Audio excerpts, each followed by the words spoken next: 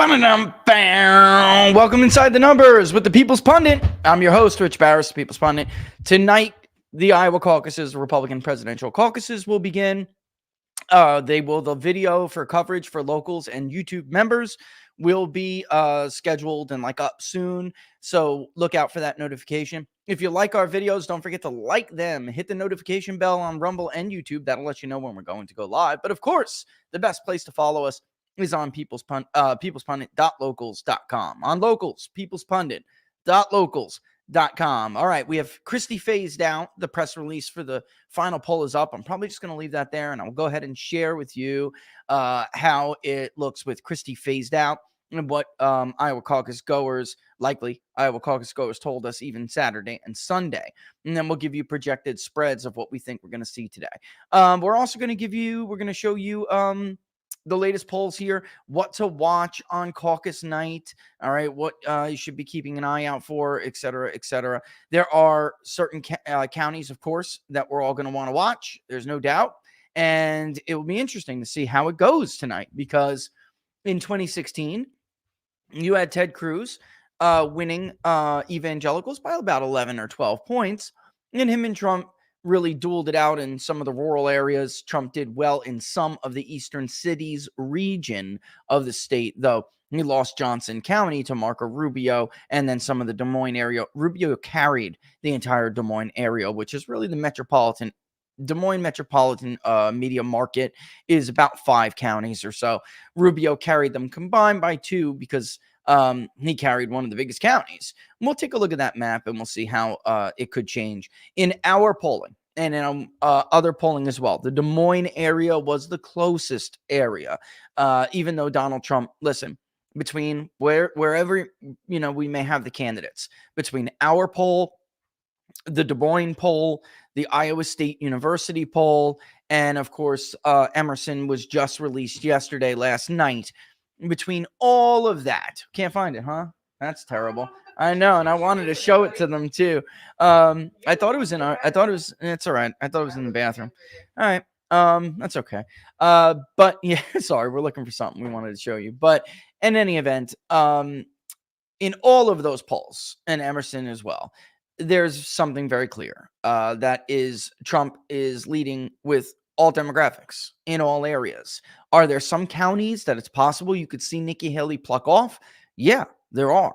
Are there some rural counties where maybe Ron DeSantis can pluck off? Not at his current poll position right now. Now, if he overperforms, we could see him take some rural counties, some more evangelical counties that he really beat like a dead horse. But again, we will take a look at that and we will see, because when we go through our own polling and other people's polling, it's like there doesn't seem to be, and I think Spencer Kimball put this well, no matter what you think you see on the ground or whatnot, and it remains to be seen how strong DeSantis's ground game really is, because if you look at what not only the campaign but the PAC spent money on, it's not really.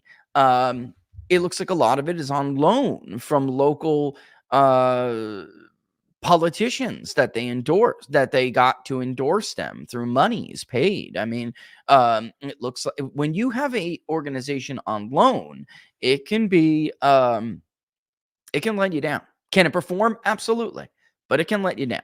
I saw it happen in Charlie Crist when he ran against Rick Scott, and he had Obama's get out the vote operation on loan. It just didn't translate. At the end of the day, you can have the greatest operation in the world, but if you don't have the support, all you can do is maximize your support that you do have. Over the weekend and throughout last week, we spoke to a lot of Iowa caucus goers, likely caucus goers, who told us that at one point they had committed to caucus for Ron DeSantis, or that they had decided that they were Ron DeSantis voters and supporters, and now they have changed their mind. Most of them, of course, obviously, went to Donald Trump. I want to show you the trend in our polling, all right? And I know that it seems that the DeSantis social influencer, whatever you want to call it, they were not happy with the Des Moines poll and how it was phrased because Nikki Haley was in second. The fact of the matter is, I totally understand where Ann was coming from, which is that it does look, the polling may overstate where Nikki Haley is. That's true. It's just, it is absolutely possible that that can happen. But it's also true that right now she has the momentum, and we will see whether or not all of these people who say, you know what, normally I don't caucus Republican, I'm coming out to caucus today, we'll see whether or not that actually transpires. Okay. It's weather absolutely does matter. But what I want to show you with this trend is very clear. This we've been polling now for months and months before the summer. Here's the overall trend. You see Trump ticking up slightly, ever so slightly, and really just a reshuffling of the bottom of the deck. If we're wrong, we will be wrong because Vivek stepped in it. For the first time in the entire campaign, he stepped in it and he screwed up. And he got on the bad side of the former president. I have watched, and I have watched in real time, because Vivek was at 12 here. He fell 2.5 points since this happened. And it's unclear whether or not that's a floor or what's going on. But let me just give you, this is what we published and this is what's released. It is. And then later, by the time we do tonight, we'll have updated it and we'll show you. Spreads. Let's talk spreads. With this right now, Donald Trump's low is 44.8%. His high is 60.2.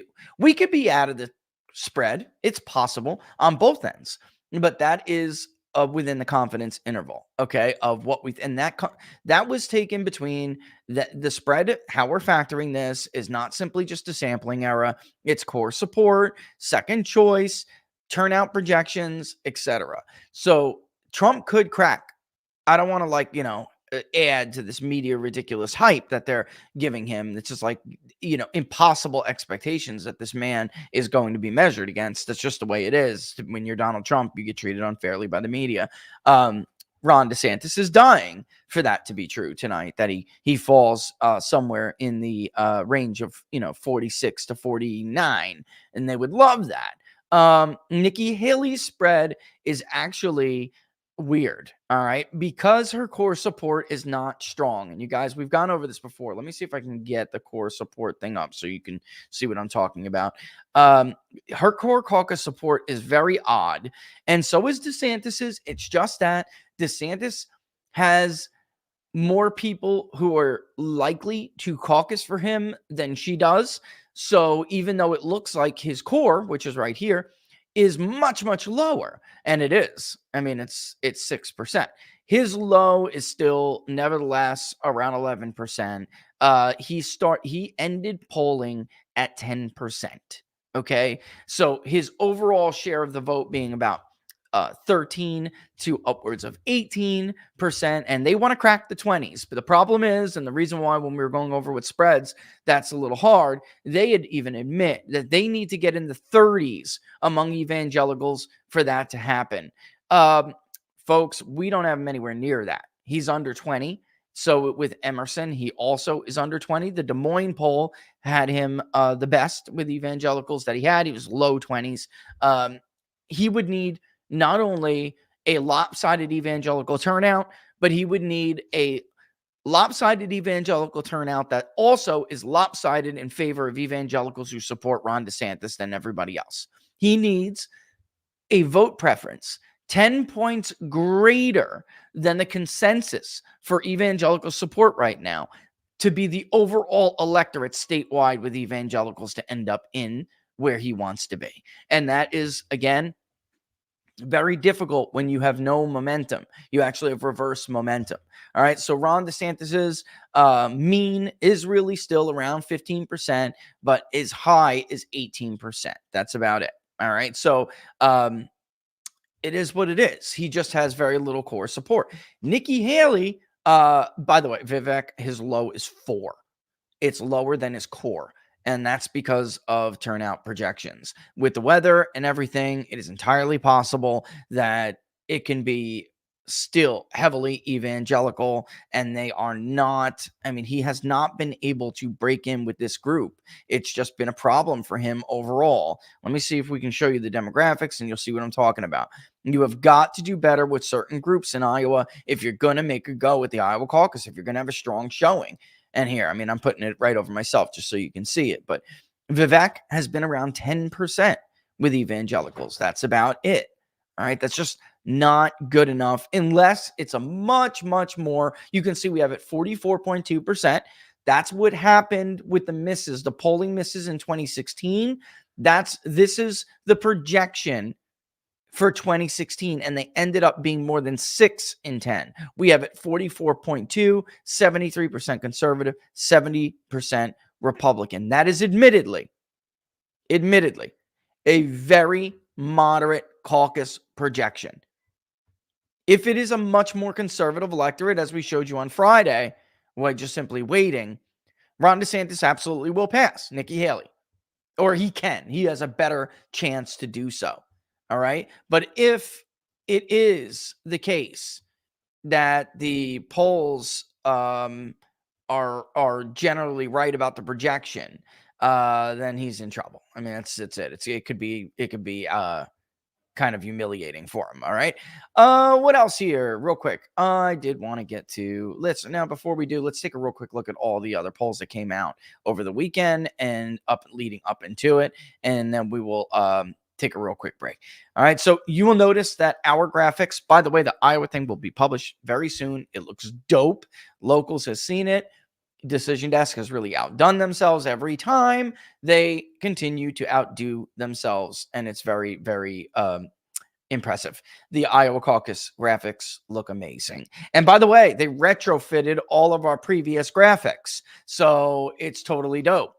All right, everything looks the same. I'm going to have to figure out how I'm going to mirror. And you can see some of the range projections here themselves. They have a lower range, but actually, they're actually pretty close. Here you can see the shaded area is the confidence interval. They have it around 45%, a low for Trump and a high of about 62%. That is really, really close to our projections. Haley has the potential to crater because her enthusiasm sucks and she doesn't have much infrastructure. She has momentum. Will she get roughly the same share of the vote that Donald Trump got in 2016 because he didn't have organization? I'm skeptical. I don't know. I see what the polls say. I'm just skeptical. I thought we were, by the way, Friday night headed into a perfect territory. We're going to be right on Vivek Ramaswamy when everyone else has him, as you can see here, at 7.3%. We're going to be right. We had him just under 12 or ballpark, right? Something like that. We had him around 12 and we were going to be in a good position. But unfortunately, that mistake that he made is going more likely than not to hurt him. And that's just honestly going to be where it's at. So anyway, just responded to somebody. All right. So the Insider Advantage poll had DeSantis ticking a little bit higher. They did the poll with the Trafalgar Group after they did it between the 12th and the 14th. I can absolutely see why they did that. Why DeSantis ticked a little bit higher than Nikki Haley when everybody else, like Emerson, is Haley at 21 and DeSantis at 15, closer to what we have. We're in the middle of everybody, basically. We're very close to in the middle, and we're a little bit more bullish on Trump than the Des Moines Register poll. Look, she made the poll very, very moderate. Very moderate. And then absolutely. I just gotta okay. I see somebody's just texting me something they want me to repost on Twitter. Look, good people in this business. There are a lot of pieces of crap, folks, but there are good people in this business. There really is. Yeah, I just gotta tell you, it's comforting to see. I'm getting like well wishes and stuff like that. So anyway, let's just take January. Okay, yeah, I want the Iowa State University poll in there. I have to bring something up that's very important. Everybody, the media fawns over the Des Moines Register poll, blah, blah, blah, blah, blah, blah, blah. The Iowa State University poll in the modern era has been more accurate than any of us, including myself, in the Iowa caucuses. That's true of both the Democrat and the Republican caucuses.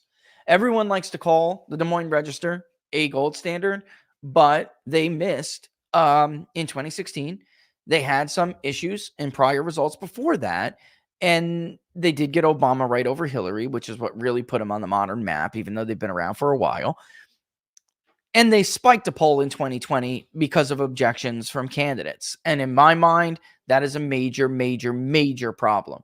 The Iowa State University poll was the only poll in 2016 to be Cruz plus something. They were Cruz plus 7. He ultimately won by a little bit less, but he won. Everybody else had Trump up between 1 point and about 8 points. Trump underperformed. Cruz overperformed a little bit. And it was a combined 7-point shift between the average and the actual full result. So if I'm a little bit nervous that I'm off of anybody, it's that I'm off of the Iowa State University poll. Why? Because DeSantis is at 14%. It makes sense. Maybe he does a little bit better than what we got him at. And I mean, originally on Friday. And maybe Haley does a little bit worse. Sampling error of the polls, 4.7%. It's well within reason. It could happen. And because Ramaswamy stuck his big foot in his mouth, maybe he falls to 8. Trump exceeds a little bit, ends up in 55. Absolutely plausible. When you're ahead with every demographic, again, I really don't know how much more I could say this. When you're ahead with every single demographic, it is only a matter of the margin. And it is much more likely, doesn't mean it's 100% going to happen. I'm just saying that your path to successful or better scenarios is statistically significantly more likely than for your opponents to have all of the political stars magically align perfectly and come together for you. Listen, I don't want to you know how I am, and I don't like to influence voting. But Emerson Spencer is right. And even though they misreported her words, she was right when she said that this is really not a contest. This is a race for number 2. That's all. Spencer said there's no way to catch Trump. Not with the dominance in the demographics. It's just not. And that's where we have it. Will they click on if we look at it, or is it going to open it now? It's going to open it in a new tab. Let me read you what Spencer said. One interesting thing is that the evangelicals, Seltzer could be right about it, and we all could be wrong, or we all could be right and Seltzer could be wrong. But along with Iowa State University and now the Emerson poll, we actually didn't show Ron DeSantis doing that great with evangelicals as they did as well. So here we go. Trump has supported the Iowa Republican evangelical community and the non-evangelical community, Kimball said. His support among evangelicals is 3 points higher than among non-evangelicals, 56 to 33. That's basically almost identical to what we have. We have a little bit less with non, a little bit more with evangelicals.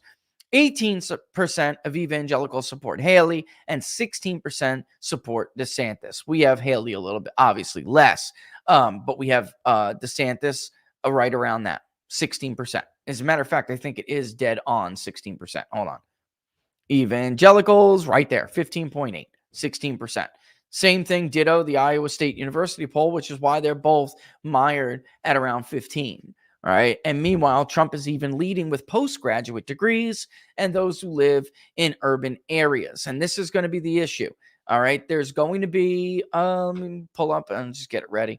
But we do have to take a real quick break. But there is going to be some issues for people if they cannot break into Johnston County. And what I mean by issues, it could be utterly a shutout, like an embarrassing shutout, if there's nowhere that you can find a base or a county where you can claim some support. By the way, yeah, just for the people, the delegate tracker is on the front page of People's Pundit Daily right now. It's going to change by the way it looks, but it is there and it's functioning and it's working. The only thing that's not up is Iowa. Okay. For instance, Johnson County is one of Nikki Haley's best bets. Donald Trump is ahead in Polk in our poll. Story is another potential bright spot for somebody like Nikki Haley. If you're looking at where DeSantis thinks he needs to do well, it's a problem because the Des Moines County and south of that, Lee County, which is in the southeast, they're more educated evangelicals. And in our polling, Trump was pretty much dominating that area. Another area that Ron DeSantis hopes he's going to win or win some of these votes in is the the northwest, like Sioux, county like Sioux. Ted Cruz did very well there. Again, unfortunately, when you look at, this is why we like to plot our responses on the map, he has support there for sure. It's just not outside of Sioux City. I mean, Donald Trump is dominating in that area in Sioux City, dominating in the county of Des Moines, dominating. So it's just going to be a difficult place to find a base of support. Let me just read this before we go because I do have to take a bunch of commercial breaks today. We don't expect any big surprises on Monday, with most voters saying they will not change their minds ahead of tomorrow's caucus. That's what Spencer Kimball from Emerson said.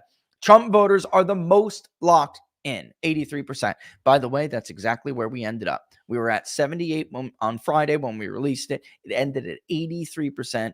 I will not change my mind, right? 83% said they definitely will support him rather than say there's a chance they could change their mind. This is higher than what we ended with some of them. Haley's voters, 74%. We had it at 66, and DeSantis did rise above 50. Above 60 for the first time. They have him at 75.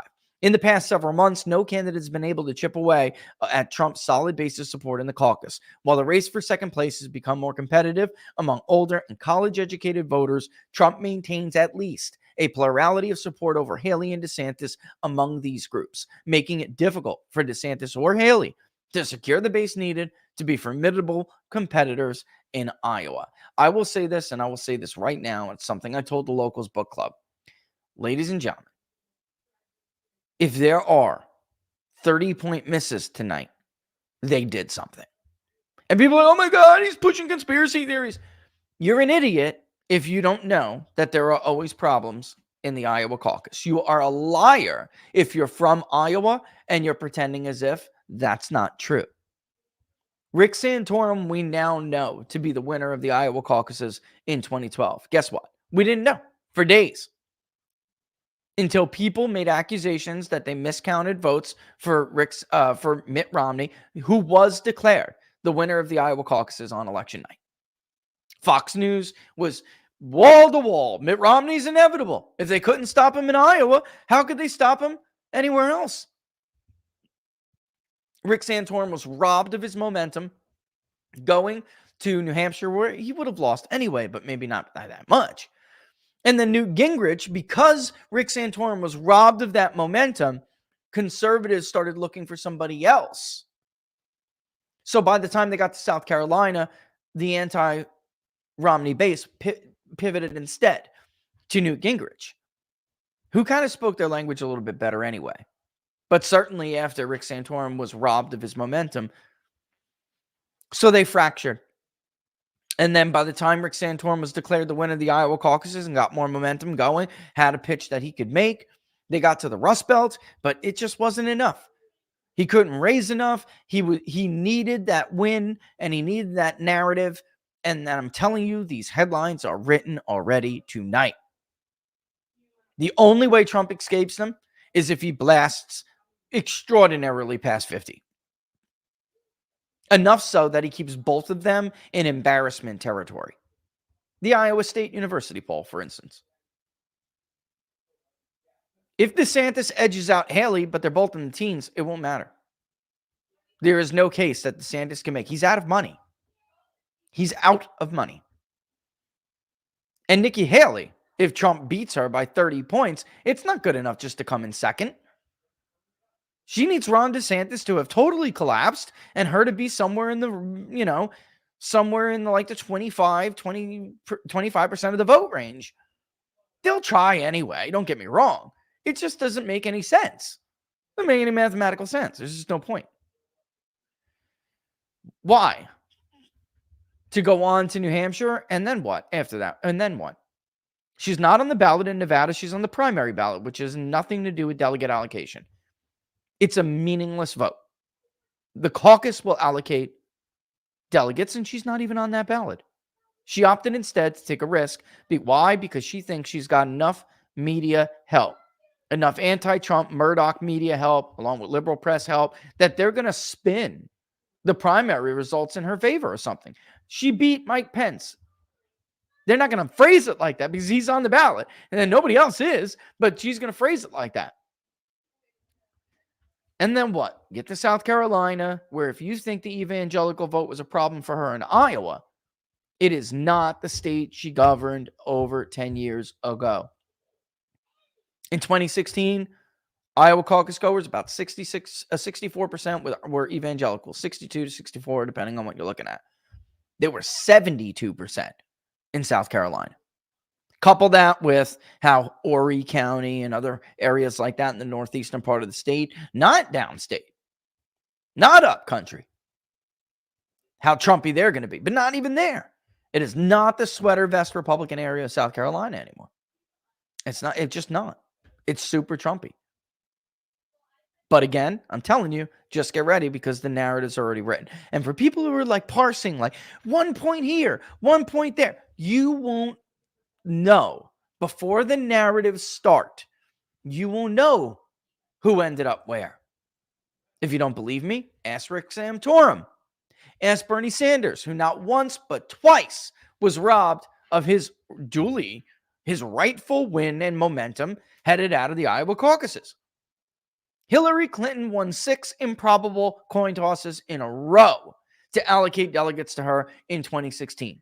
In 2020, Bernie Sanders won the Iowa caucuses, but Hillary Clinton's buddies developed an app and they misallocated on purpose state delegate equivalents to Pete Buttigieg, who then declared victory and used that fake victory to propel himself into a much stronger than expected performance in New Hampshire.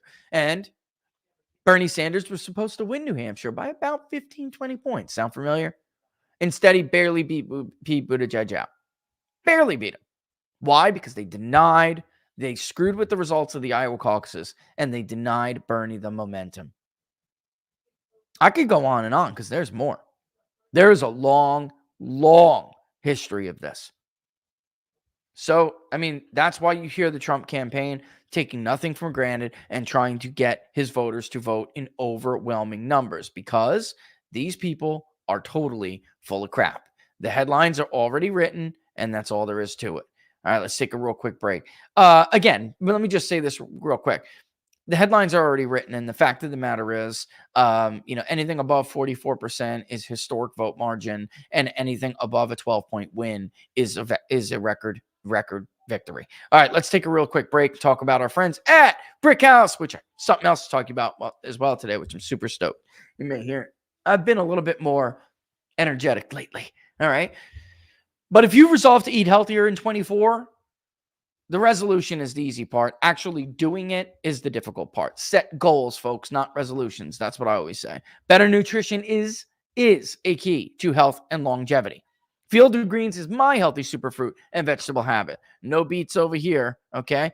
It's the only fruit and vegetable product that literally promises better health. At your next checkup, your doctor will notice your improved health or your money back. And I'm telling you, we don't sell anything we don't use over here. I can testify to that with blood work. That absolutely is true. Do your vitamins, or it is for me, or your money back. Do your vitamins or green drinks promise better health? Nope. Each superfruit and vegetable in Field of Greens was selected for a specific benefit. Some for your heart, your lungs, your kidneys. Others, which I care about, support metabolism for healthy weight loss, healthy energy. Look, if you want to get healthier in 24, it starts with Field of Greens. I got you 15% off your first order and free shipping. Go to fieldofgreens.com and use the promo code TPP. Link is in the description. Promo code's in the description. That's promo code TPP at fieldofgreens.com. Fieldofgreens.com. All right. And we're going to have to go over the map from 2016 to understand where people, want this. I'm sorry, somebody sent me this thing. I'm looking at where people want to do better in 2024 in the Iowa caucuses versus 2016, because there is by county. I need the county map. Where are you? Here we go. There is, if you are one of the other candidates, the also rans, I mean, you can look at the map and you can say to yourself, like, this is where I may have a chance. This is where I may be able to outperform the polls or whatever, what have you. But the fact of the matter is, as I've been trying to tell people for a long time, Iowa is not the same anymore. Okay. I don't know how else to put this. Iowa is different than it was back in 2016. It's just not the same. You know what? The wiki map is as good as any. It's just not traditional colors, but the other one's not loading. It's going on. I don't want to wait forever here. All right. So here is the Iowa caucus map from 2016. All right. In red is Marco Rubio. In gold is Ted Cruz. And blue is Donald Trump. You can see that Donald Trump, and this is the problem. I mean, they think they're going to win. Look at the southern counties in the southeast, like Lee. That is that one with the little boot that kicks out right at the southern, eastern most part of the state. And north of that is the county of Des Moines, not the Des Moines metropolitan area, the county of Des Moines. There are a lot of evangelicals in the southeast. Louisa is above, north of Des Moines, and so is Muscatine. 4 counties that Donald Trump carried, where him and Ted Cruz started to split that vote. Where Cruz did better was like Henry and Van Buren, Jefferson. Outside of that, you get a little bit more western of those counties, and you can see they're in gold. That's where Ted Cruz was able to kind of because Trump won those evangelicals in the 4 blue counties. You can see there, we just went over.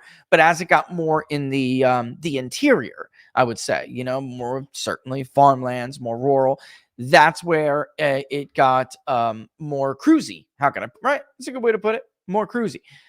But this time, Nikki Haley, she's been spending a lot of times in places like Cedar Rapids, where Marco Rubio did well. All right. Even though Rubio didn't win Cedar Rapids, he won the following counties. The one all the way to the far east is a Democratic county called Scott. All right. The one to the west of that that's in red is Johnson. And that is by far Nikki Haley's best target if she's going to carry anything. That's just be clear. Story County is another one. It's a good one. And then Polk is south of that. Now we're in the middle of the state where the Des Moines metropolitan area is. And then to the west of Polk is Dallas. And those are Rubio, the 3 Rubio red counties in the central part of the state in the Des Moines area.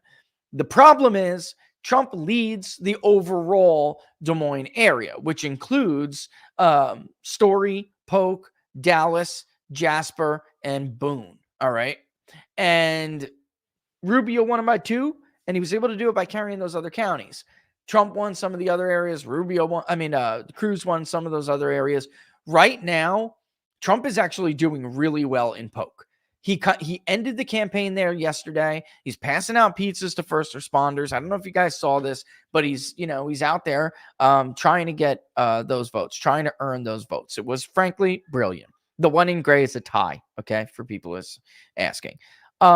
And then Trump did really well in the Obama-Trump counties. So that northeastern block over there, you see counties like Alamaki. I'm not going to butcher it, but it's like Winneshiek, Howard, Chickasaw, Fayette, all those areas he did really well in. And then, of course, you can see some in the West where him and Cruz split the vote. I think it was like Trump +1 in the West or something like that altogether.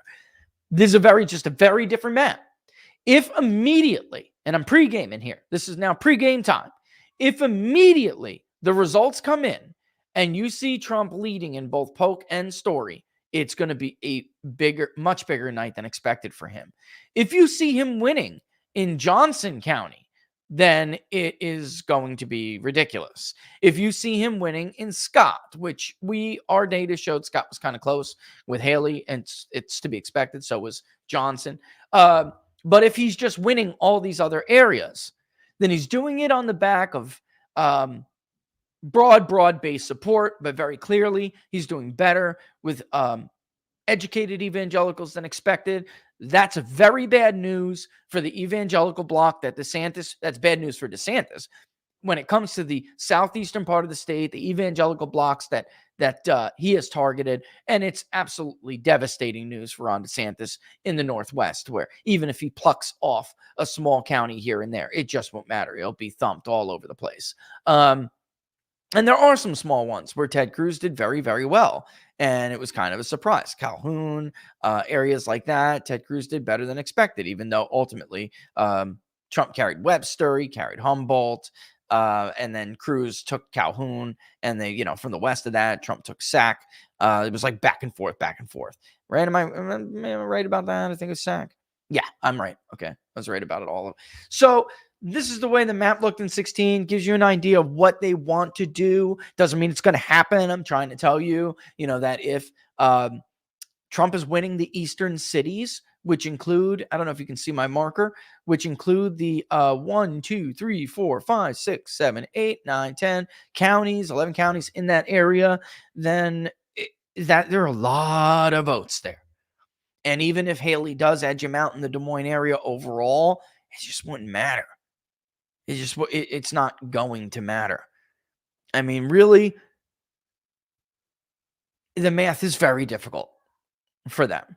It would need to be a massive, massive miss that I just don't think, folks, we're going to see. All right. And we'll talk about more than that in a second. I got a couple we got to blast through today. Just bear with me. All right. I'm stoked, and I got it right here. So again, we don't sell anything that we don't take and vouch for. Product like this takes time because it doesn't work overnight. But man, if it gives you health benefits, guys, it's a huge deal. All right. I have been looking for a new one for a long time. I've been sorely, sorely disappointed. It's the new year. I'm ready to work out again. You don't have to be ready to work out to appreciate this product, but I am ready to get going. And, I just really couldn't find the right thing. So I want to talk about Force, which is also Brickhouse, Field of Greens. All right. I started a couple weeks, ago. I'm telling you, it's a new year, and Men's Health Survey always asks guys, I go through this every year myself, what would you change about yourself? And guys will say, I'll get fit, I'll look better, I want to improve intimacy, of course. Goals line up with Force, the next gen testosterone booster that I've been trying, and I am enormously happy with the benefits. Old testosterone products failed to build back muscle. They failed the intimacy test. They failed it all. It just doesn't. The studies out there, you can check them out from the University of Wisconsin, show most of these products can actually either at best do nothing. They can actually hurt your testosterone levels, guys. You got to be careful. All right. The studied ingredients in Force have shown to power up those testosterones for leaner muscle, weight loss, with Field of Greens, just fantastic. And of course, enhance the intimacy. Here's the kicker. They power up natural growth hormone. And that's the performance difference maker. Force is total performance. Let's get started with 15% off like Field of Greens, and also free rush shipping, just like Field of Greens. You can go to Brickhouse Force. I go just right to brickhouse.com, brickhousenutrition.com, and that will bring it to you. One of the links before was giving me in trouble, but Brickhouse Nutrition, use the promo code BOOSTPP, BOOSTPP, like Boost People's Pundit. And again, rush order, 15% off. Give it a try. Check out the reviews, guys. Anytime you buy products like this, you have got to check the reviews. There are insane guys like me out there. And look, I'm not insane. I'm just making sure that it works, who will test their levels before and after to make sure that it works. I had this product I used to love, and it absolutely did pass the test, right? Where you can check your levels and make sure they go up. They had this money back guarantee. If it doesn't give you X percentage of performance, money back. And then they started taking out some of the more beneficial ingredients, and it sucks and is now a $350 waste of money. That is nowhere near that with Force. So check it out. You'll love it. Send me your feedback. I'm telling you, Brickhouse is... the stock on the People's Pundit exchange for Brickhouse has been rising because they're really, really thoughtful in when it comes to their products, and they work. All right. Let's see. Where do you want to go right now? All right. Okay, let me talk about what happened with Christie's supporters. All right. No doubt that Nikki Haley was the benefactor of Christie dropping out of the race in Iowa. They are not typically, how could I put this? A Nikki Haley voter and a Chris Christie voter is not really a Republican voter. All right. There are small elements of Never Trump, and they are teaming up. And I don't think that DeSantis's people understand this. They're like flipping out over the pollsters and everything. Dude, get a grip. All right. You got taken off guard. They are a small group of, the Never Trump, that part of the party that still calls themselves Republicans, which is weird because they're really not. I mean, let's just get real. They're not. They're in a dying breed. That's running out of time. They're like, I told this to Roger Stone this morning. He's going to have a great program later today. It's going to air. Check it out. I'll, of course, share it. But they're like the dinosaurs, grazing and hunting and doing their thing, totally oblivious to the fact that the asteroid is coming. It's already over. And they just don't know it yet. And they're going along like they're still the king, the dominators of the planet, top of the food chain. And it's not. The truth is, it's only a matter of time before they go extinct. And then you have, same thing with Christie, and I'm going to show you in a second. And then you have a bunch of bored Democrats who may not like Joe Biden, or even former Republicans that started voting Democrat under Donald Trump. And we just don't even refer to them as Republicans anymore. The Bill Kristols and stuff, right? And then you have normal Democratic voters who lost their first in the nation primary and caucus status to South Carolina because Joe needs black Democrats to make sure he's not defeated by RFK first or Dean Phillips or Marion. He's an unpopular incumbent president. And they really have nothing to do. So they're going to either stick it to Trump, it's like an effort to stick it to Trump, or because there's a lot of money being used to target behavioral independents who are behavioral Democrats, meaning they're not really independent, all right? When we ask you, are you independent or not? And then we ask you again, which more do your views align with? And then we'll see your vote history. Nikki's voters are independents and so-called moderates who tell us, even though they're voting in a Republican caucus, that their views more closely align with the Democratic Party. That's weird, right? It's weird, right? You want voters who, like Trump took Obama voters. You want them. You don't want meddlers, and you don't want their donors. And Nikki, we won't know until like the summer the extent to which big Democratic donors, some of whom we already know and we've identified already, have spent millions to target these voters and get them out to change the nature of a Republican primary. Now, DeSantis supporters who've been bitching and moaning all weekend about this. Now, you didn't want to hear me. I'm just a fake poll, right? You didn't want to hear me. You needed Ann at the Des Moines Register to confirm what I was saying, that there are all of a sudden a lot of independents and Democrats saying they're going to vote in the Republican caucuses, primaries, whatever. So now that, Ann with her halo basically copied and pasted our poll, now you're listening. Here's what I would say to you. Who's the governor of Iowa? Now, you can't do anything about it in New Hampshire because you courted Chris for his endorsement and he screwed you. But you got Kim Reynolds.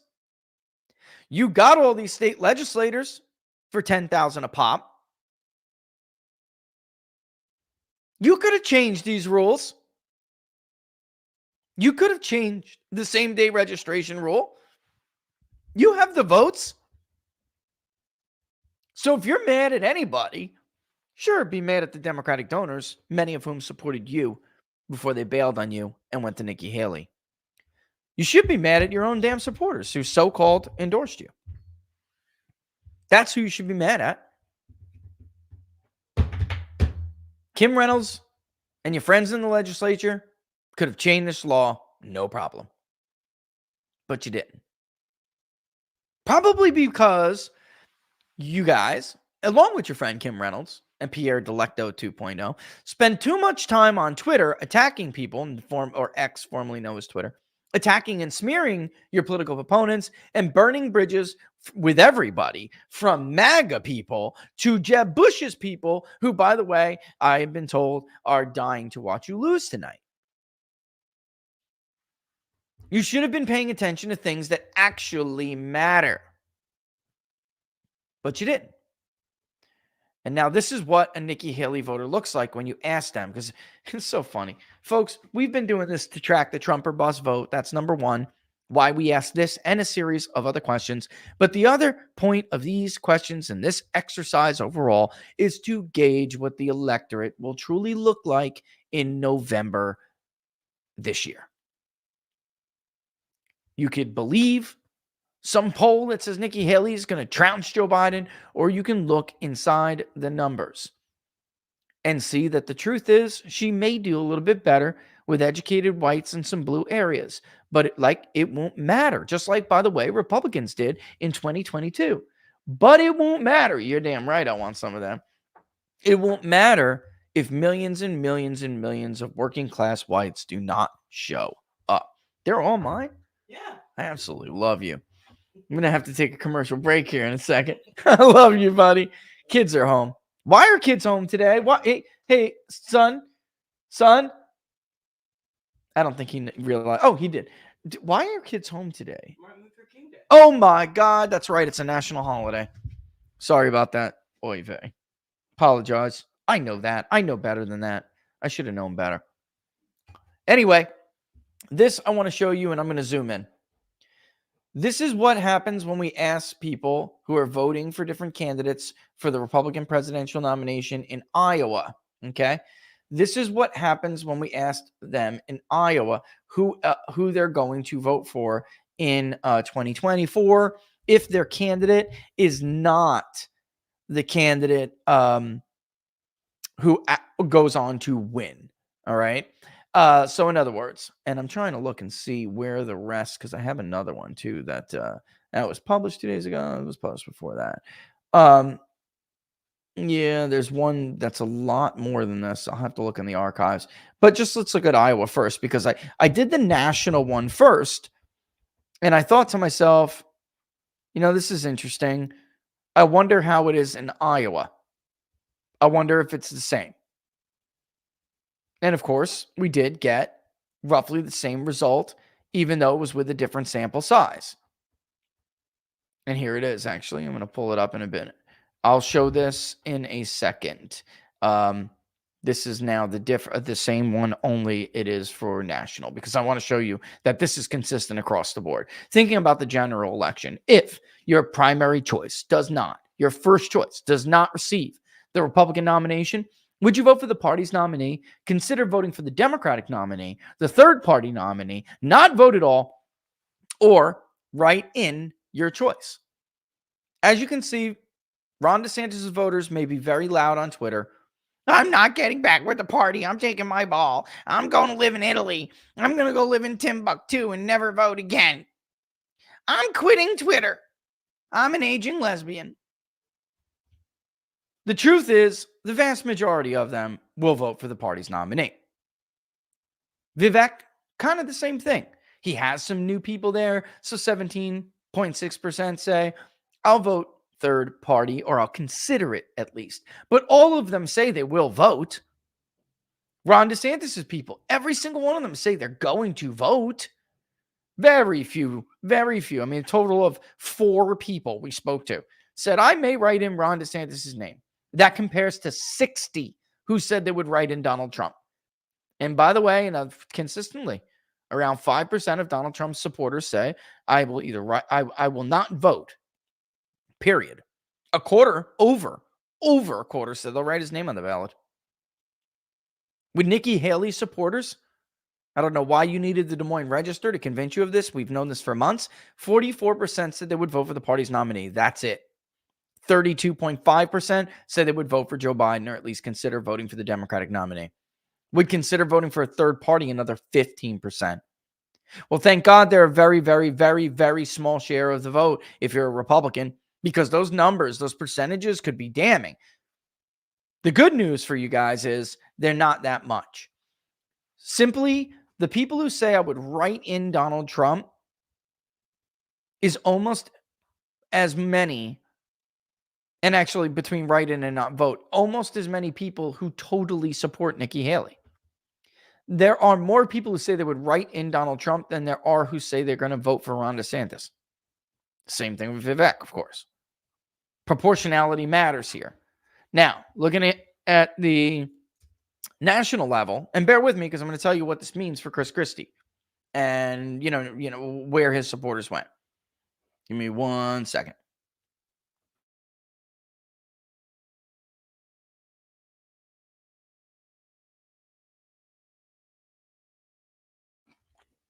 Lord, oh Lord, this kid.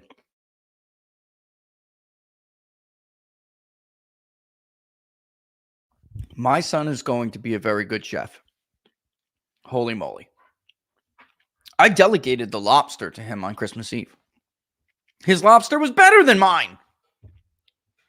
I'm like, look, I'll do all the other things about the Feast of the Seven Fishes that Laura does the shrimp and scallops, but I'll do all the other stuff. And, that's weird, calamari, right? The salad. And he's like, this year, I want to fry the calamari. I want to do it. I want to make it. And his was better. So now I got to delegate that to him as well. Holy moly, that tastes good, kid. Anyway, here's the national one. Same deal. Although Donald Trump's vote is nationally, and this really is a warning, it's not that they're Democrats like Nikki Haley, like you can see there. 21% of Nikki Haley's votes say, I would consider voting for the Democratic nominee. Another 21% says I would consider voting third party. They're not really Democrats.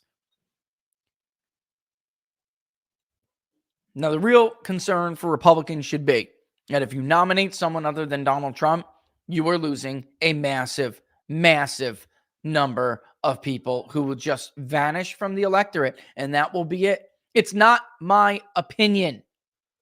This is a fact. The Des Moines poll chose to focus on people who would vote for Biden that are Nikki Haley caucus goers.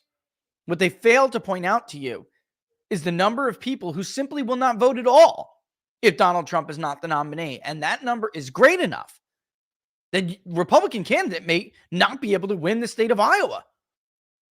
It's a huge number of people.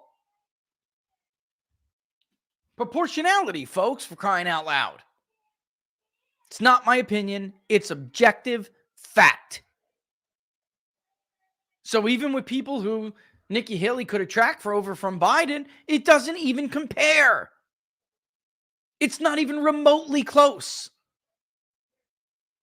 Not even a little. All right, so what does this mean for how Christie's vote was phased out? 4 out of 9 Christie voters chose Nikki Haley and said, now that Christie's out, and I'm giving you a ratio here because his vote is so low, it's hard to give you a reasonable, let's just call it 40%. All right? Forget 4 out of 9. Let's call it 40. Because that's probably close to accurate anyway. He's got almost half of all of it. Another 10% said that they would caucus for Ron DeSantis. Another 10% said that they would caucus for Vivek Ramaswamy. The rest said they will not caucus at all. So Christie's voter is not necessarily at all a voter that can be superimposed from him onto another candidate.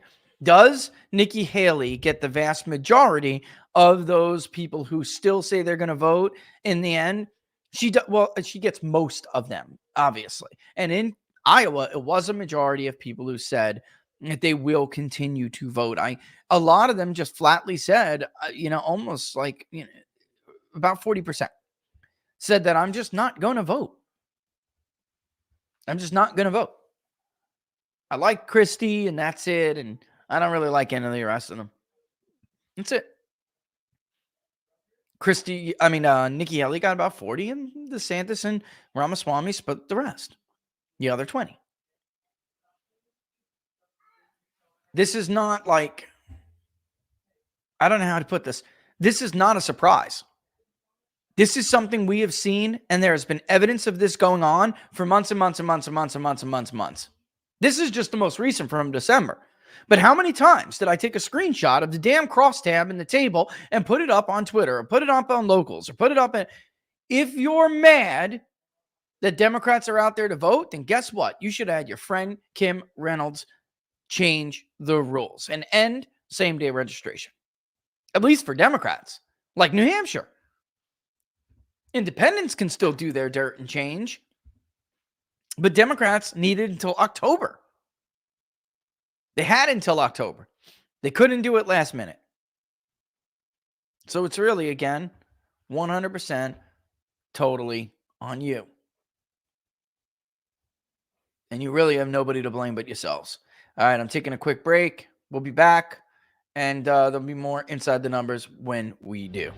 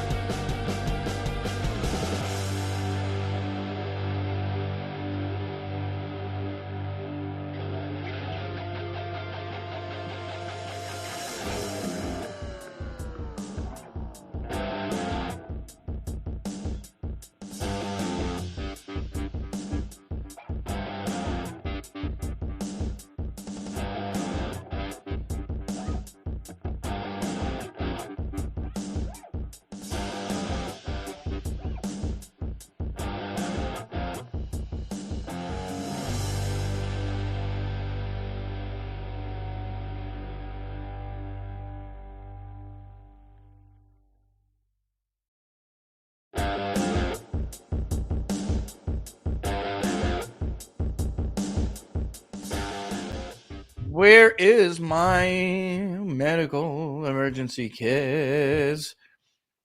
Looks like my link's trending as number one, which is good because, look, like I said, guys, if you like the videos, don't forget to like the videos, subscribe, share it far and wide. It's a huge help. It's a help with people who want to come on board. You know, want to help sponsor the show later tonight. It's a big deal with that. All you got to do is hit the like button, and it's a big deal. It certainly does. It goes a long way. All right. Speaking of which, before we get back to our program, I got to tell you about this also great, and you guys know them. You love them.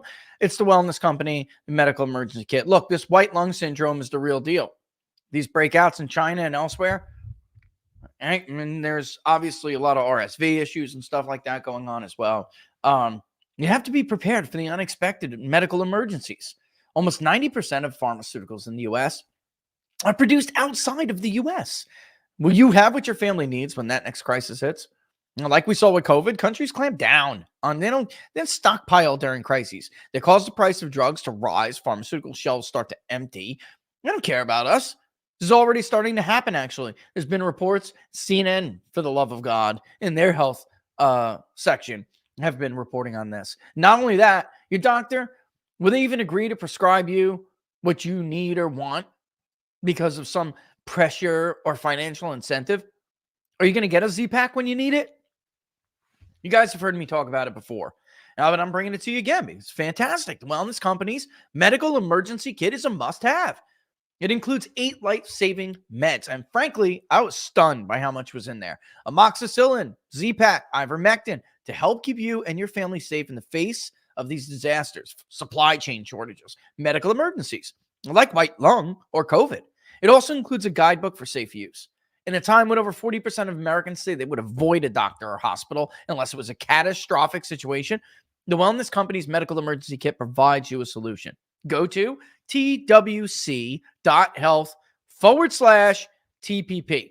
The link is in the description. twc.health/TPP. That's going to get you 10%. Use the promo code TPP at checkout. I'm telling you, don't let this pass you by. I'm going to get more of them. I am. It's stockpiled to the core, but I'm going to get more of them. People can mock, like Sean Parnell and I, we just hit it off. I don't know if you guys have noticed. Sean's a good dude. I had it all these years. He was a candidate. So you have to with what I do, you have to kind of be careful. He's a candidate. But then, we just met like last year for the first time after knowing of each other for a while. And we just have obviously a lot in common. Both were in the Army, both super preppers, right? It's stunned, but the one suggestion I think both Sean and I would give is make that kit in camo black, please. Bright blue, baby blue, I guess it doesn't matter. What's inside is what matters. But if you're dying to sell more, I would absolutely make it into a camo black. All right, let's check out where we're at here. Folks, Getter, I see it's trend. I see that Getter is playing, but I've had some problems posting Getter lately. I'm talking about just posts. When we go live, it goes live, right? But I don't know what, and Sam, what is going on with trying to post. Maybe it's my browser. We've had some updates. I don't really know. All right. We already went over this graphic when it comes to counties. Any questions, concerns before we get into it? Because I'm telling you, press the thumbs up or Rich will cancel your membership. Thank you, Matthew. Tonight will be for locals and YouTube members. So if you guys on, FreeTube out there right now have some questions, I would love to hear, what you think. Oh, man, that stinks, John. But, nice comment. I stopped. You know what? I wish I could do this, John. I do. I like to take my breaks from social media. I think it's healthy. He says, I stopped social media during the workday. It kills productivity, John, doesn't it? I miss hearing you live, but I'm way more efficient without social media of any kind. I watch at night. Keep up the great work. God bless you and your family. God bless to you and your absolutely beautiful family. I can see in that photo right there. That's what it's all about, isn't it, John? Really? Wonderful kids right there. I can see lovely wife. Good for you. You're a blessed man. Good job keeping it off during the workday. Twitter, X, all of that. It'll kill your productivity. It'll kill it. It'll destroy it. All right. So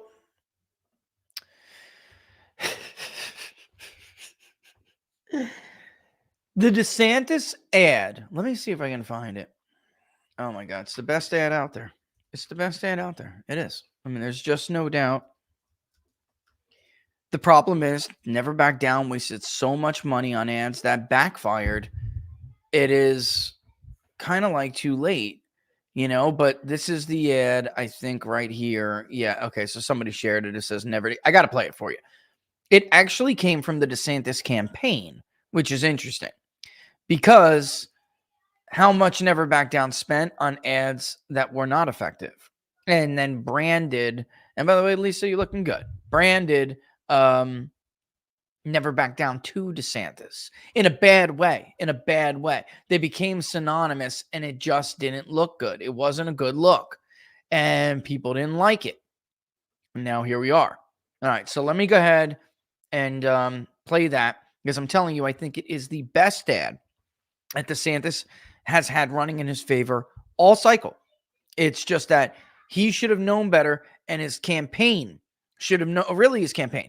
I don't know how he didn't either, but you should have known where you were going to end up, in what lane you were going to end up by the final week, before the Iowa caucuses. You should have known that you were going to be falling to third place if you didn't do something different. And that Nikki was going to overtake you. Charlie Kirk and I got to find that clip. When she started running, everybody was laughing, and Charlie and I knew it, man.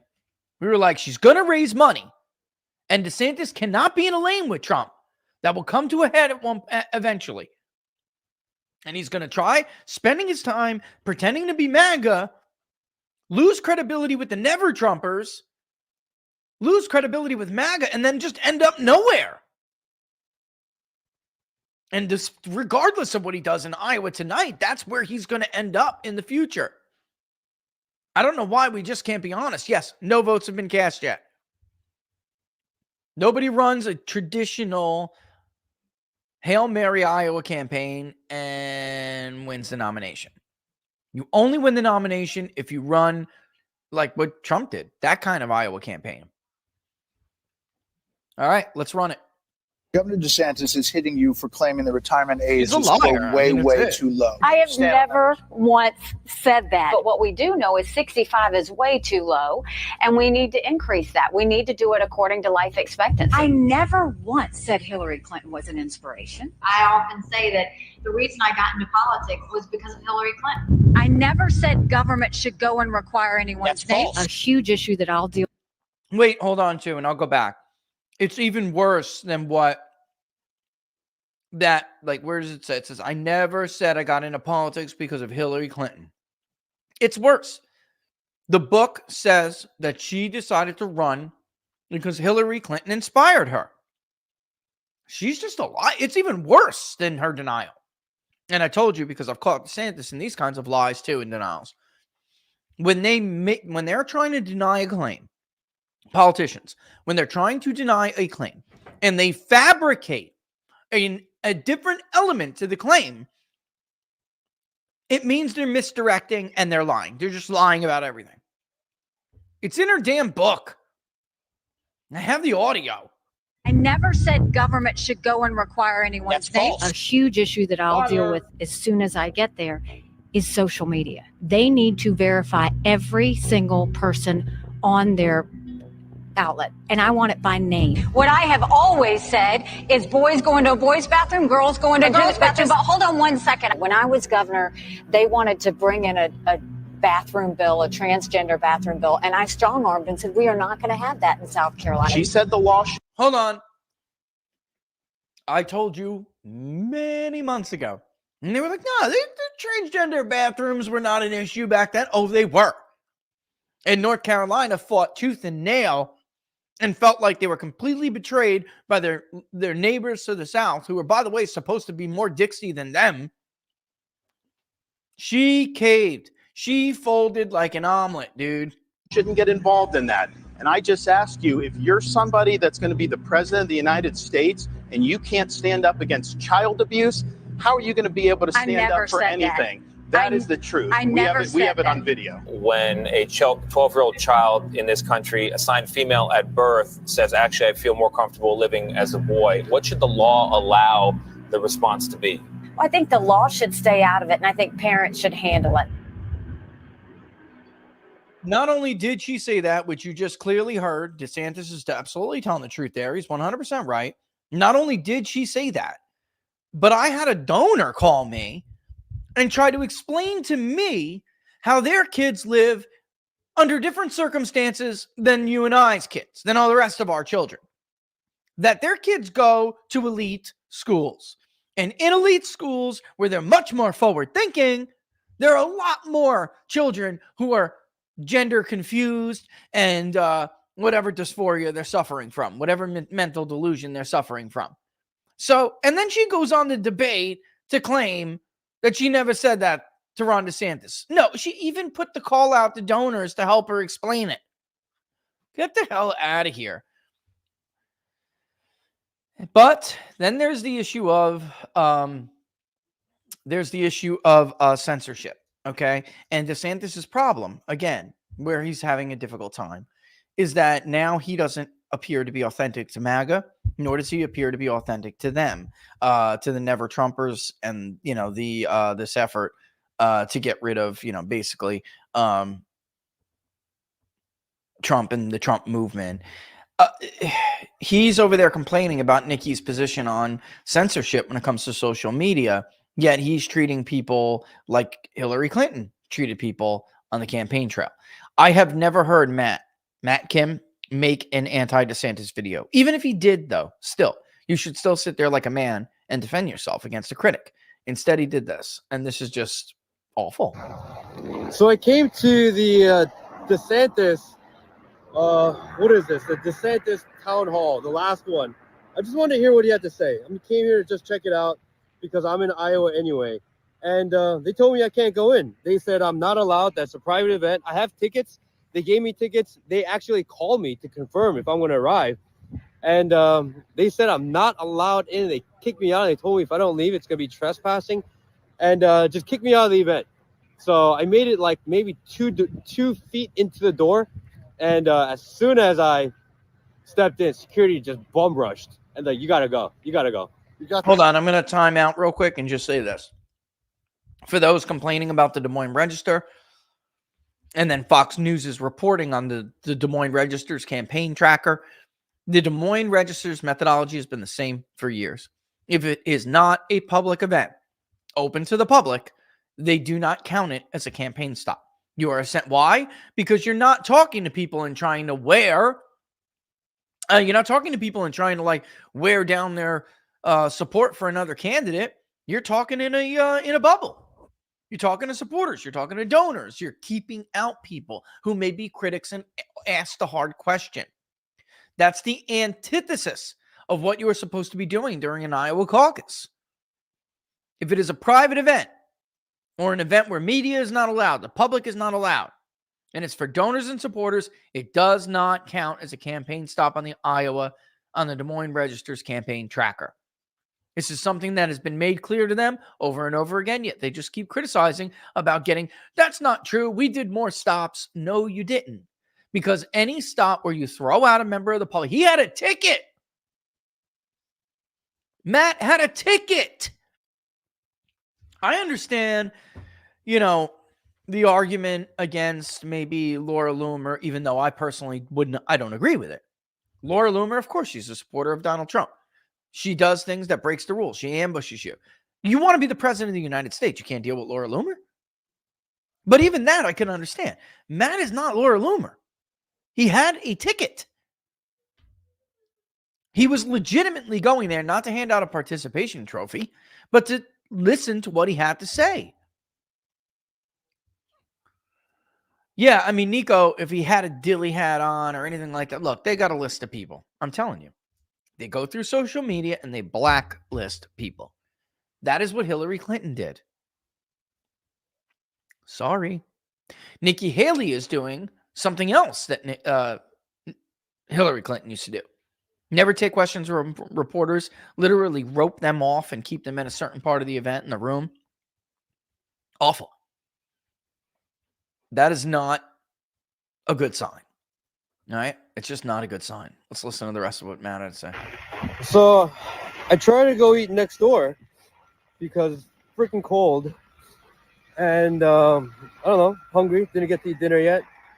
And they won't let me eat at the restaurant next door either because they say it's a neighboring property, same property, or I don't know what the exact words were, but they said I'm trespassing and that I can't even eat at the building next door.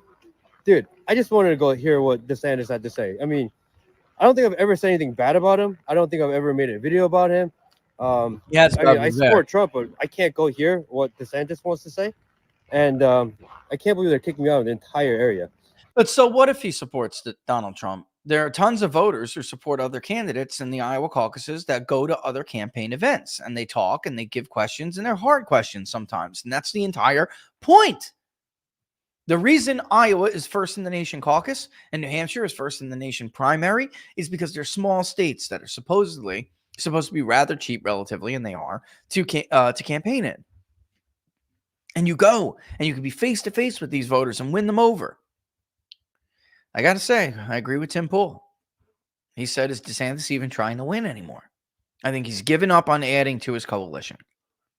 I think at this point, they're focused solely on trying to turn out those commitment cards they have and, try to hope and pray that the electorate is much more evangelical, but not just that, favorable to them.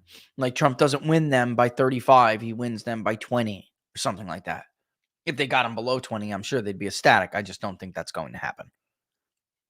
I mean, Trump is blowing them away with evangelicals.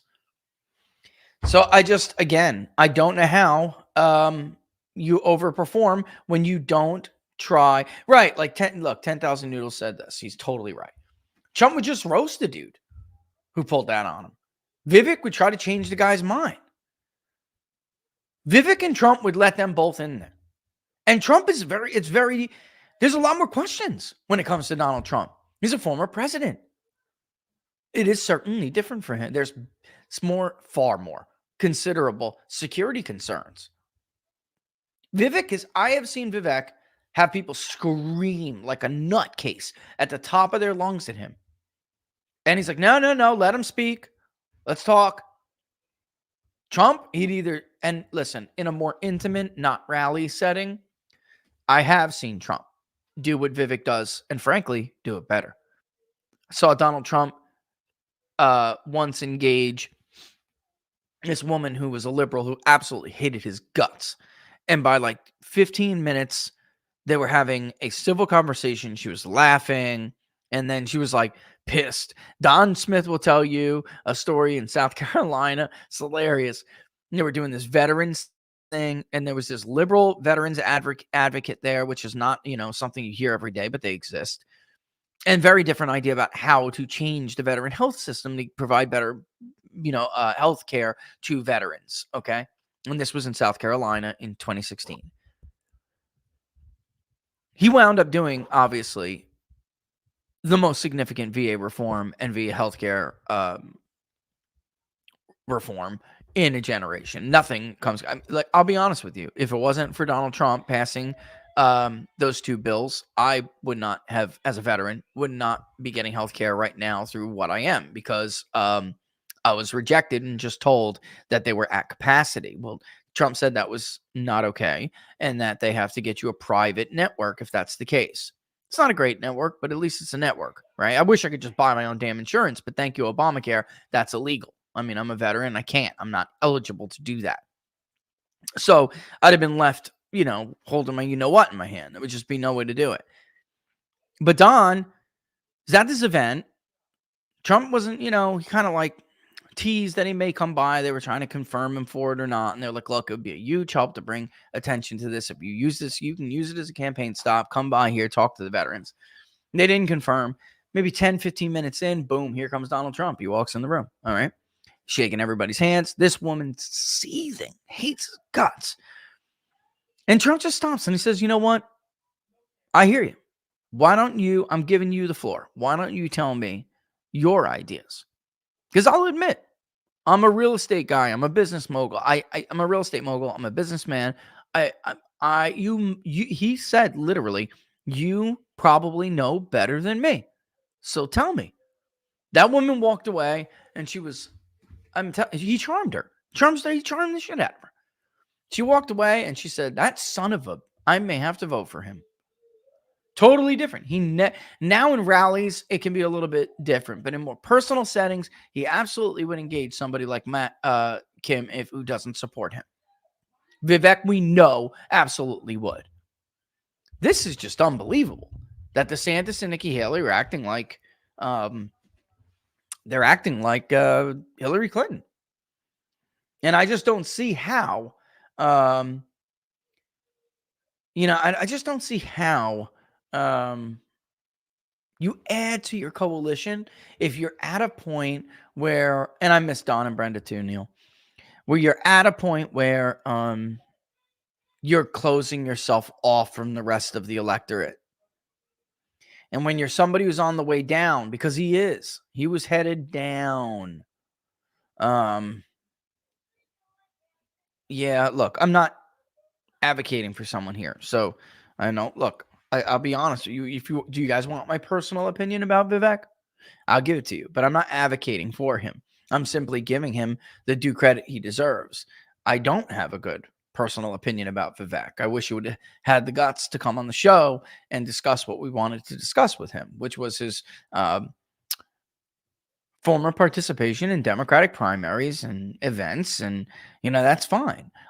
You can have a transformation from being interested enough in the Reverend Al Sharpton's run for president that you showed up at an event and became part of the town hall to now being a MAGA Trumper. I mean, I suppose you can have that kind of transformation. It is certainly possible. I just wish you would have had the courage to come on here and discuss it, but it didn't happen. I think, I wasn't going to be like Charlie Kirk and the rest of them. You weren't getting a free pass with me. You weren't. And I think that became abundantly clear. And that was the end of that. So anytime that happens, I'll be honest with you, folks, I smell what. And I don't like it. All right, let's finish this real quick. Poor man wasn't even allowed to eat at the restaurant because it was an adjacent property. However, we have seen this before where they threw out Laura Loomer too out of the bar. And then the bar and restaurant owner contacted her and said, I didn't do that. He's a liar. I'm a Trump supporter. I would have let you in here. So now we're going to stop people from getting something to eat in the bitter cold because you're afraid to have them in the building adjacent to where you're having an event. Oh, that's bull, guys. So don't tell me you don't believe that he slumped into second place. Is it?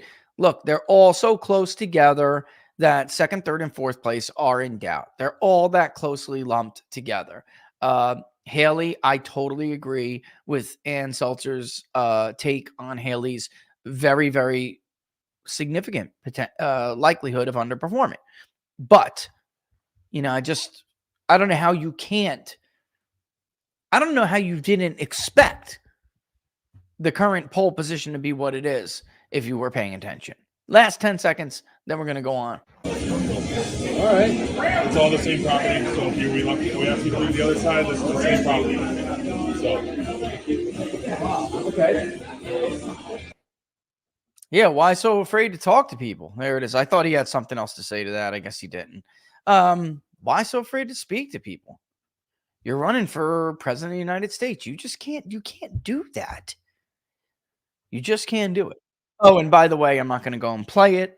But by the way, after hearing about what happened to him, the Trump campaign gave Matt a full core backstage press pass, whatever you want to call it. It's a press pass. I mean, he's going to be given access that a normal attendee of a rally would not get. When you have media credentials, it's totally different. And I will say this, the Trump campaign, when it comes to media credentials, we certainly used them for People's Pundit Daily, but also we would go to a lot of different events to see if, what we were seeing in the polling could be kind of confirmed on the ground and stuff like that. And with smaller name outlets, the Trump campaign will give you the red carpet treatment. I mean, they put you in the box in front of CNN if you get there early enough. I'm not kidding. I am literally not joking. Remember the time, and you guys may remember this, Laura and I caught Jim Acosta fabricating an incident at a Trump rally in Florida where he said that he was being accosted by Trump supporters. It was a total joke. I mean, they were definitely saying F CNN, and making noise. It was hilarious. But he fabricated it. He was like, "Oh, come on, let's get this shot. I was just, I was threatened by a Trumper." And Laura's like, "I got it on camera," and she's yelling while they're trying to film. She's like, "I filmed the whole thing. You're full of, That's why, because it makes sense to put independent journalists in with big media because hell, you get to keep big media somewhat honest, moving forward. What else? What else do I have for you? I know we're getting close here. You have to show up at 6:30 local time. Caucuses at least. If you're in line, you have to be allowed to caucus. So don't worry about it. But if it was me and I was an Iowa voter and I wanted to caucus, I would show up probably like 6 times. I really would. And you have to make sure, guys, that your caucus site, I'm just telling all of this, and I don't care who you're caucusing for. If you want to participate in the Iowa caucuses, you better check and make sure your caucus site is correct. It may not be where you're always voting. Caucuses are different. What else? Yeah, it'll start at 7. It takes some time for results to roll in. We will be starting at 6:30 local time. So basically line time is when we will be going live, and we'll pregame it. Some of the rural counties, smaller counties, this is, all pregame stuff coming at you right now. They will report much faster.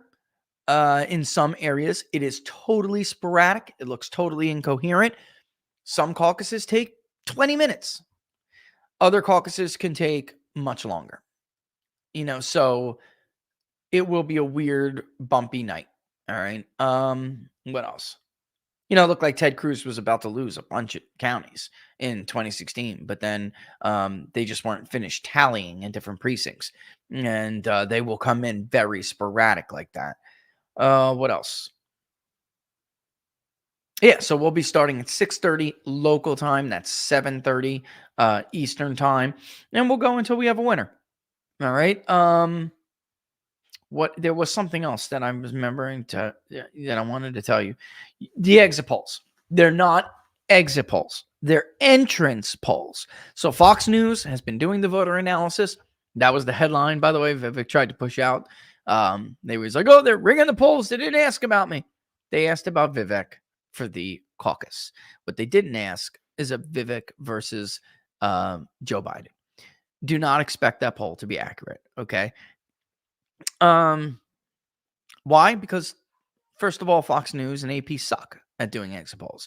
They use them to replace the traditional Edison Research exit polls, which have also had their share of problems.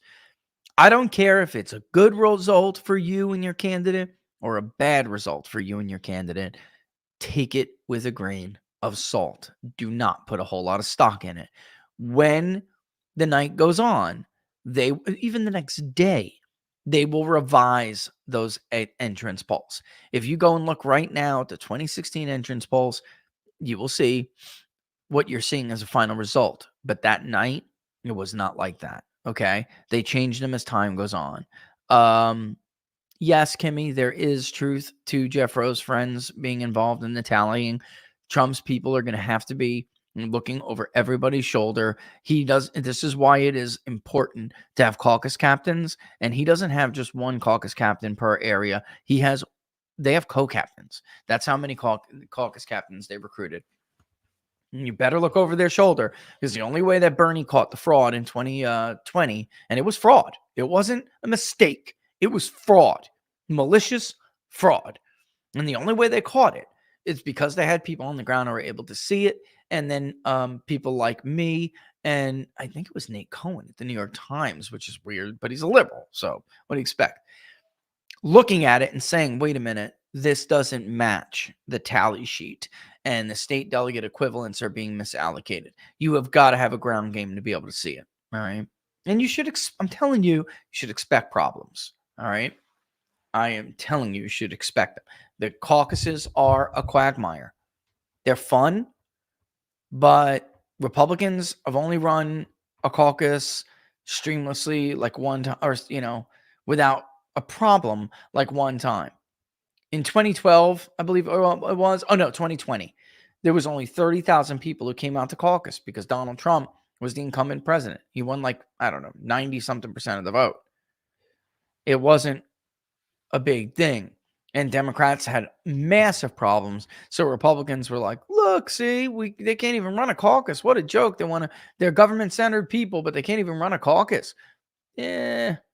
Republicans did all right in 20 because there was 30,000 voters and there was nothing was on the line. But they're just as susceptible to fraud and bribes as the rest of them. So now that there is something on the line, and it's going to be a lot bigger turnout than 30,000, you better be ready for, unfortunately, you better be ready for some problems. I hate to say that. I really do. I hate to say that, but it's the truth. And we will pregame. We'll go over someone's. Welcome aboard, Austin.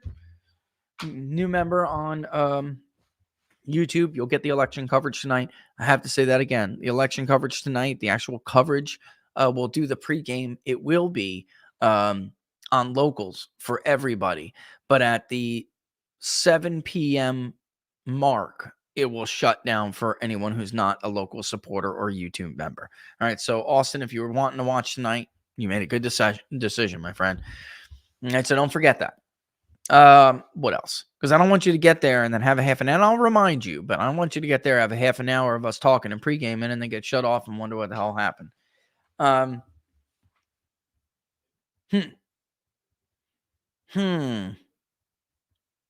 to think if I'm missing anything here. I don't think so. I don't know. I think I'm pretty much covered everything. Do I have Jack or anything today? 205. I do. Okay, so I got to cut it. Mm-hmm. All right. Don't forget, we will start pre-gaming at 6:30 local time, which is 7:30 Eastern Daylight Time. And we will go until we get a winner. Oh, last thing. You better expect, because it's Donald Trump, it ain't going to happen. But normally, when somebody, even with entrance polls, has a lead as big as Donald Trump, they will call it. All right. I mean, you can make a call based on how badly the exit polls and entrance polls look. And they're not going to do it. I'm telling you, they're going to wait and wait and wait and wait. I haven't spoken with Decision Desk about how aggressive they intend to lean into this. But I'll tell you right now, there are 5 counties. And if I can see what things are happening in 5 counties, I will tell you whether or not it's over. You know, I mean, listen, guys, he has a very big lead. I don't want to delude you like these DeSantis people with their fake AI polls are deluding you into thinking this is going to be that. It's not. It's only, there are 2 exit polls, Thunder. There's one, Edison Research will do traditional entrance polls. Not quite exit. It's different. Why don't they do exit? Because they don't talk to you as you're coming out of the caucus. You can change your mind in the caucus. So they talk to you about your first choice going in. It's weird. It's just, it's not, because they're going to tally it. It's a secret ballot. They're going to tally it, and then they're going to send it in. And the exit pollster would not have an opportunity to interview people. The caucus will be over and the results will be reported. And it won't have an opportunity. So I have to get you going in to the caucus. And because you can change your mind, they're not that accurate. I mean, they're not. I think they started with like Trump won evangelicals by a point, and then it shifted to Cruz plus 12 or something last night. It was wild. It was wild. So just don't believe it. Just ignore it. Let's wait for the results and come in. Frankly, exit polls and entrance polls, I have long felt, I don't think they should be outlawed because I don't like government telling us anything like that, but they are unethical in my opinion, and they should be removed. And I do them, but I do them as long as I know that they are private and they are being used for a different purpose, right? Because they make all the rules in the world that they say they're going to follow, and then everybody leaks them. You don't understand, guys. It's a binding contract with the National Exit Poll Consortium. It's a binding contract, and they leak them every time. That influences voting. That is not right. It's not right. Welcome aboard, Danimal. Awesome. I love your name, by the way, Danimal. That's cool. Danimals like the drink my kids used to have. This is Danimal. Yeah, that's pretty cool.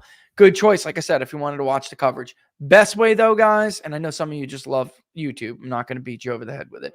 The best way is just become a supporter over at Locals. Getter, I wish we could figure out their pay-per-view event kind of things on Getter, but it's just complicated compared to what we do. So the best thing I could tell you is sign up to Locals. We'll look into it, but it's probably cheaper to just buy a local subscription. It is. Right? Then buy, because we're going to have these events all throughout the primary process. It's going to get expensive buying one at a time. Telling you. All right. And we're on Locals. And again, People's welcome, Pundit. Danimal. Yes, Locals, peoplespundit.locals.com.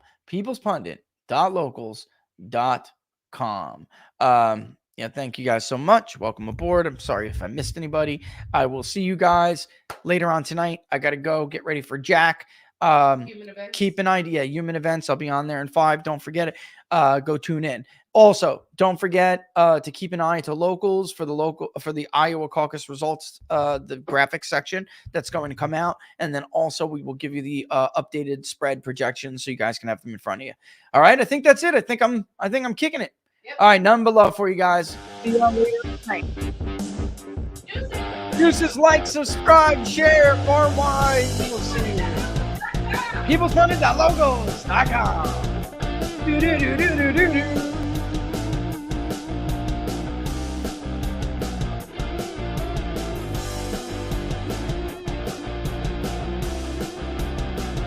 And special thanks to our sponsors. Don't forget to go check out The Wellness Company. And of course, all the links are in the description.